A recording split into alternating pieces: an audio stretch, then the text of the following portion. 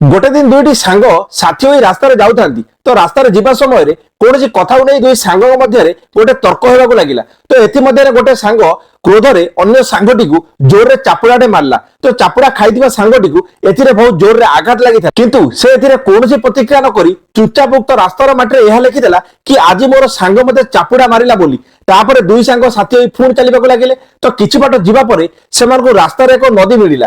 तो सेमाने साथी होई से नदीरे गाधेबाकु लागिले। तो हठात चापुड़ा खाइथिबा सांगटी नदीरे गाधोथिबा समय बुडी जाकु लागिला, किंतु चापुड़ा मारिथिबा सांग तुरंत नदी की नहीं ताको बुडी जिबारु बंचाई देला। आ बुडी जिबारु उद्धार होबा परे से सांगटी तुरंत आसी गोटे पत्थर ऊपर एहा लिखिदेला कि आज मोर सांग मो प्राण बंचाई देला बोली। तो ए समस्त दृश्य देखि प्रथम सांगटी उक्त सांग को प्रश्न कला कि मु जेबे तुमको चापुड़ाटे मारली तमे ताको माटी ऊपर लिखिलो, किंतु जेबे तुमको एबे बुडी जिबारु मु उद्धार कली तमे ताको एक पत्थर ऊपर लिखुछ। तो यार अर्थ कोन होई पारे? यह शुणी द्वितीय सांगटी उत्तर देला कि तमे मते मारिथिबा चापुड़ा को मु एथिपाई माटी ऊपर लिखिली कि आमकु जदि केबे ओ कहा द्वारा हमर भावना को आहत होई थाए तेबे से घटना को आमकु बेसी दिन पर्यंत मन रखिबा उचित नुहे, किंतु जदि आम पई के कोनोसी भलो कार्य करथाए तेबे से कार्य को आमकु सारा जीवन मन रखिबा उचित। सेति तमे मते बंचाइथिबा कार्य को मु एथिपाई पत्थर ऊपर लिखिली कारण एहाकु केई भी लिबेई परिबे नाही। तो आज वीडियो माध्यम जदि आपको किछि भी शिखिया मिलता है तो वीडियो को लाइक करबा सहित चैनल को सब्सक्राइब करबा बिल्कुल भूलिबेनी। रहउची जय जगन्नाथ।